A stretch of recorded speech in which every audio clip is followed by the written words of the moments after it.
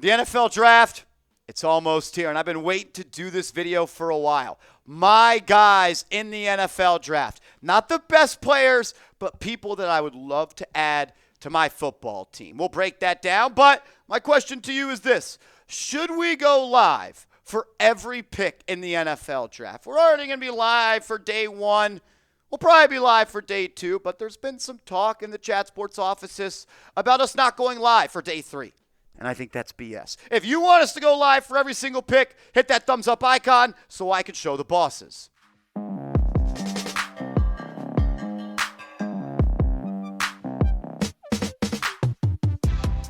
Welcome into Giants Now by Chat Sports. I am your host, Marshall Green. Appreciate everybody for rolling in as we go through my guys in the NFL draft. Not saying these are the best players, not saying these are players that are going to all go round one, because they're not.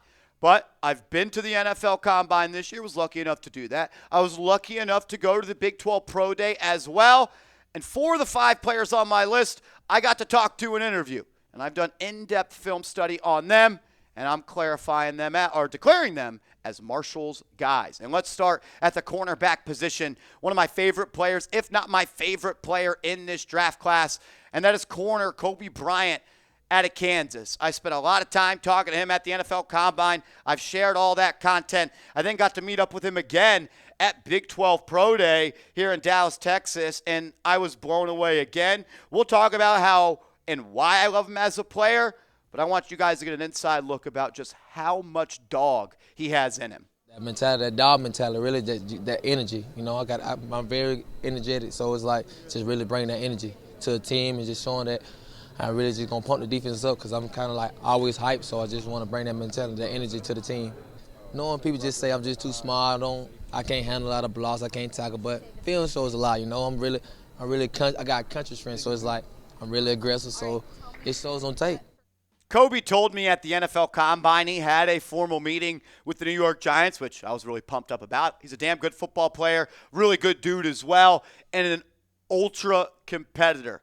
And the things that Joe Schoen and Brian Dable fell in love with when it comes to Malik Neighbors, competitiveness, willing to outwork anybody, doing whatever it takes to win. Cobee Bryant embodies all of those things as well. And I would not be shocked if the New York Giants were in love with Cobee Bryant like I am as a competitor, but also as a football player. He's going down in the record books at Kansas when it comes to pass breakups and interceptions. He really was a big piece talking about just turning around the Kansas Jayhawks as being looked at as a basketball skill to now basketball school, to also having some credibility as a football school. He is a playmaker. He is someone that is a ball hawk. He's sticky in coverage. He's physical as well. A lot of people make a big deal about him being less than 180 pounds, which he was during the college football season. He put on weight to get up to 180. Standing next to him, looking him eye to eye, I have no fear about his size, and he makes up with it due to his aggressiveness. He's a really good tackler as well. And when you combine his attitude, his mindset, his compete level, and his coverage skills, and his willingness and his ability to tackle, he is everything you want in a corner. One of the questions I asked him was, who are some corners that you look to watch? Give me one name, Jalen Ramsey. I said, why? Because he's not scared. He can play outside, he can play inside, he can play safety, and he's the best tackling corner that there is. And I love having corners that are not afraid of contact. And I would love to see Cobee Bryant on this team.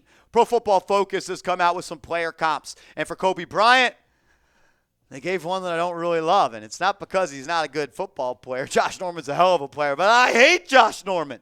But if Josh Norman was a Giant, we would all love him. And that's the type of guy that Cobee Bryant is. If he's on your team, you love him. If he's not on your team, you're going to hate him like we all hated Josh Norman. The Giants, they need another corner. I know you got Paulson Adebo. I know you got Deonte Banks, but outside of that, you don't really have an outside corner that I have a whole lot of confidence in. Yes, you have Cordell Flott, but I don't feel all that good if a guy like Deonte Banks in year 3 doesn't take another step, or a Paulson Adebo gets hurt. Maybe you take Travis Hunter and he becomes that guy. But Cobee Bryant's a damn good football player.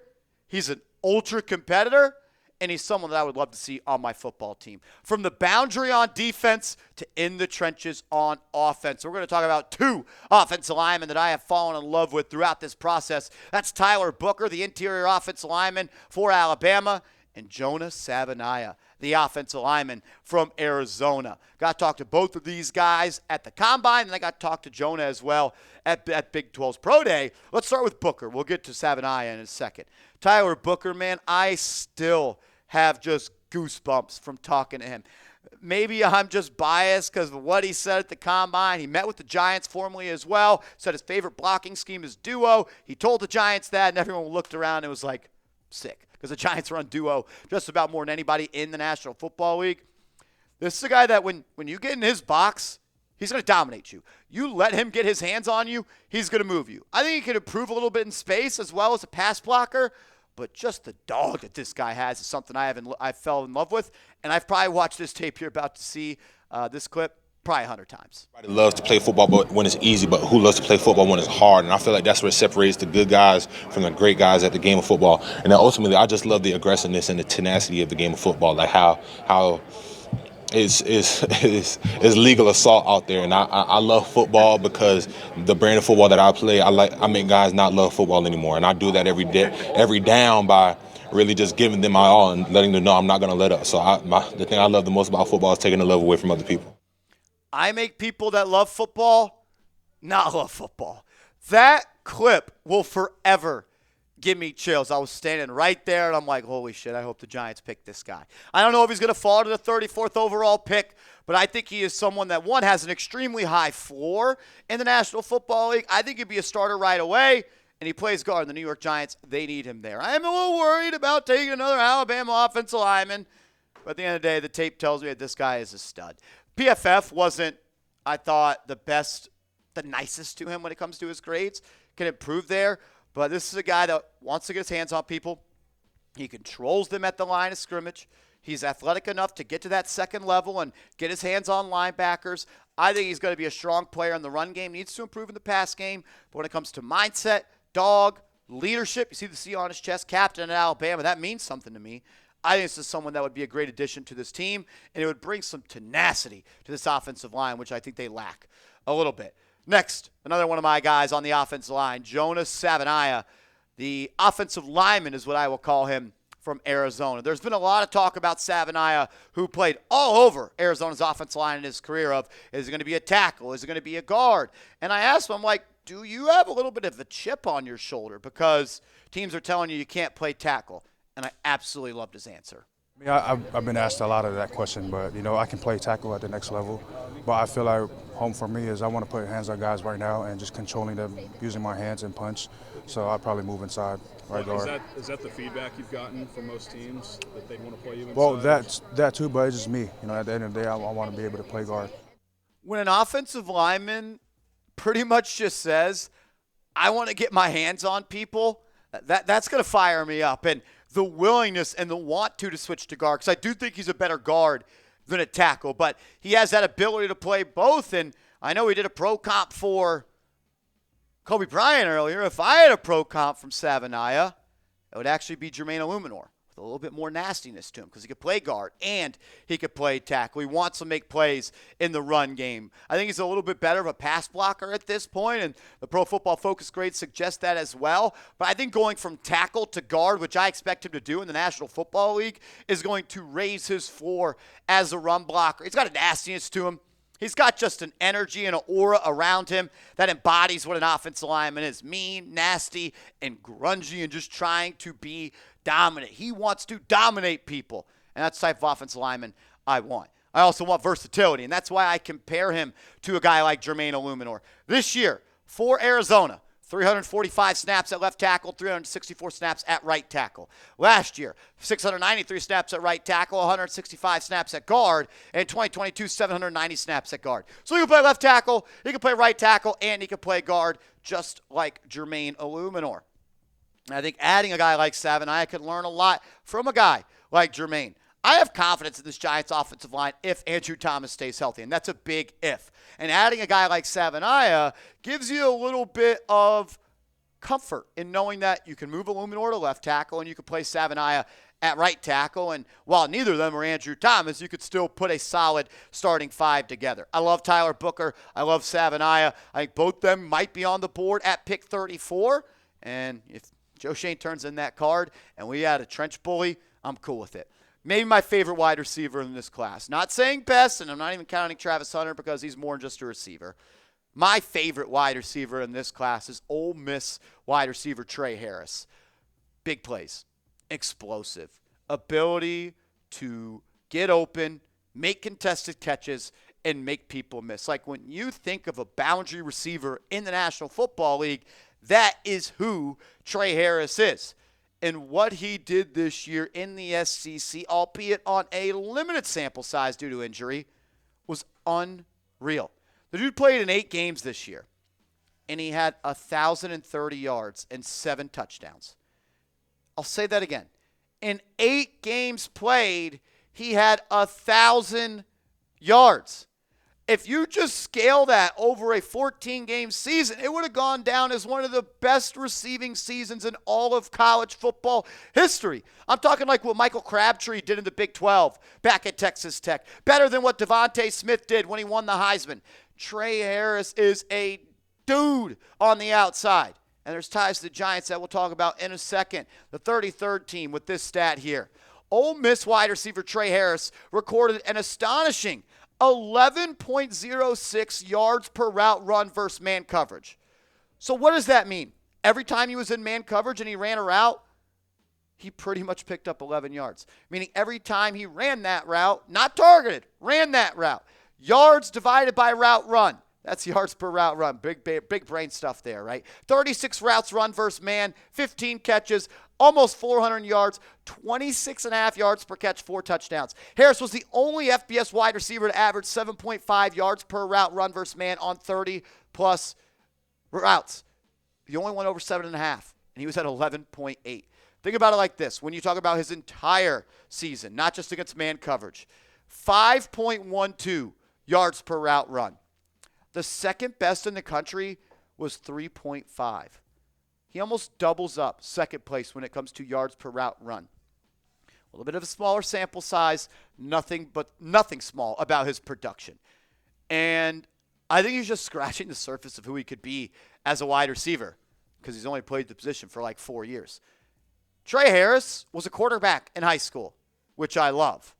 And he was the quarterback of Malik Neighbors in high school. So he has that connection with Malik Neighbors. And I love the idea of when quarterbacks switch to wide receivers. You see the game different. You think the game different. You look at the game through the quarterback's perspective. And having a guy like Harris next to Neighbors who complement each other really well due to the different things that they could do, I think would be a great 1-2 punch for a long, long time. And I like how he's still learning the position, was the most productive player on a route basis, and has that IQ of a quarterback. I'm all in on Tre Harris being a New York Giant. If I had to have a second guy at wide receiver, it would be Jaden Higgins, the guy that people think Tet McMillan is. Jaden Higgins is a juiced-up Detroit Lions Kenny Golladay. 6'4", 215 pounds, way faster than Golladay as well. Go watch the tape, the contested catches, the ability to wiggle with the ball in his hands, the ability to run every round the route tree, even though they didn't ask him to do it all that much.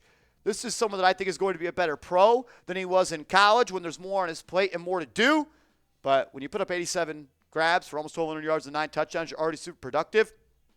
6'4", was one of the most well-tested athletes at the Combine via his relative athletic score.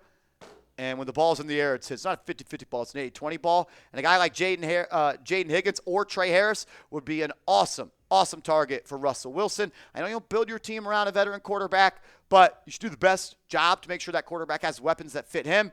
And Jaden Higgins and Tre Harris, I think they would fit anybody. Let's talk about the running back position. And I'm a little bit biased about this one, and I'll explain, but Ollie Gordon at Oklahoma State.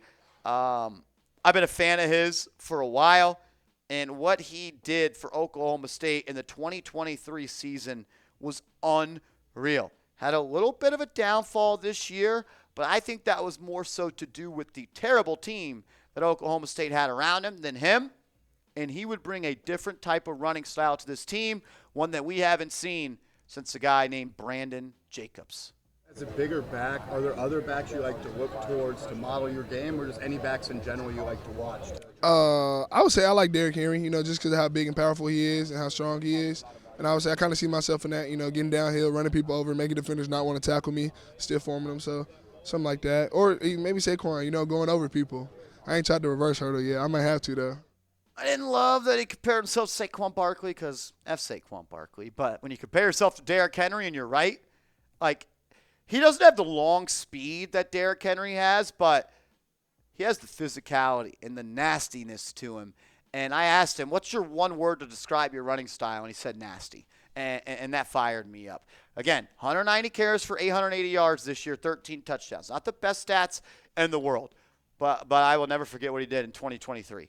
285 yards, 285 carries, for 1,732 yards, 6.1 yards per tote, and 21 touchdowns. The guy has scored 34 touchdowns. He's touched pay dirt 34 times in the last 2 years. And this isn't something that we haven't seen from an Oklahoma State back. Go back to 2019. Chuba Hubbard, his junior year, was awesome. Then he came back to school senior year, and he wasn't awesome. And now he's awesome in the National Football League.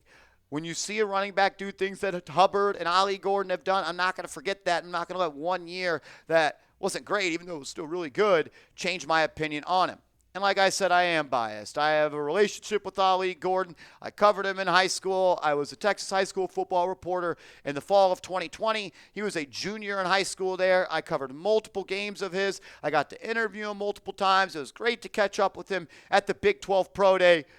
But all of that aside, I truly do believe this could be a legit 3-down back in the NFL that brings a nastiness and a physicality to your running back room that, quite frankly, the Giants lack at this point. I like Tyrone Tracy, but I think pairing him with Ollie Gordon gives you a two-headed punch that you could build around for a while.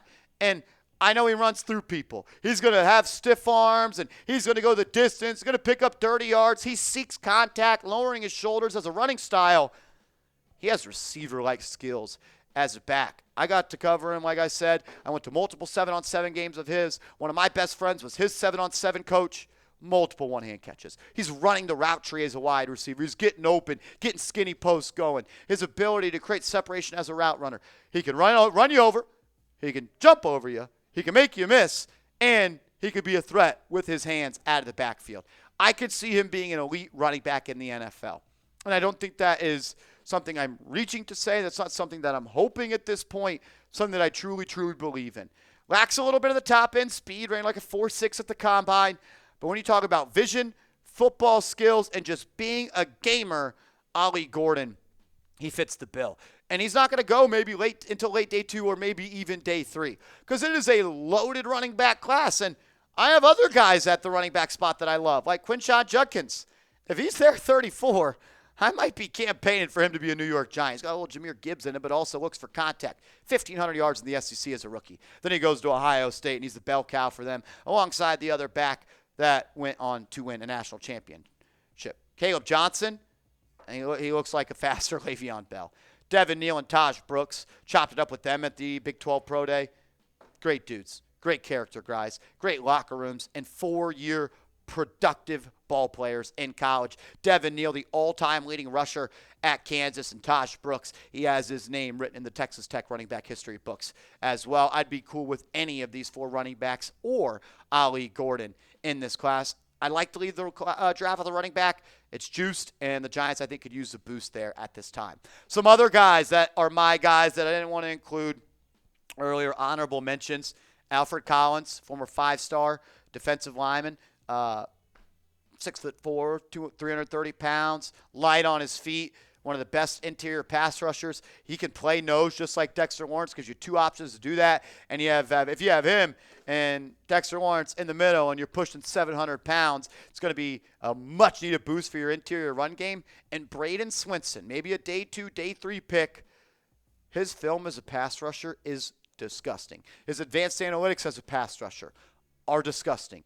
Not the best against the run, but hey, if I'm willing to throw a dart on day 2 and early day 3 for a pass rusher to play behind Thibodeau and Burns and Golston, that gets you 15 snaps a game and get after the quarterback. If you specialize in getting after the quarterback, there's always going to be a role for you in the NFL. So we've gone through like 11 of my guys on today's show. I gave you 5, then 4 running backs. 5 plus 4 is 9 plus 2 other guys. That's 11. I could go on and on and on. But I want to hear from you. Who is your guy in this draft class? The guy you are pounding the table, saying he's going to be good, and I want to see him as a Giant. Give me the name of that guy down below. And make sure you are following me on social media. We could talk about it more over there. IG, Twitter, @MarshallGreen_. Hit me up, and let's go G-Men.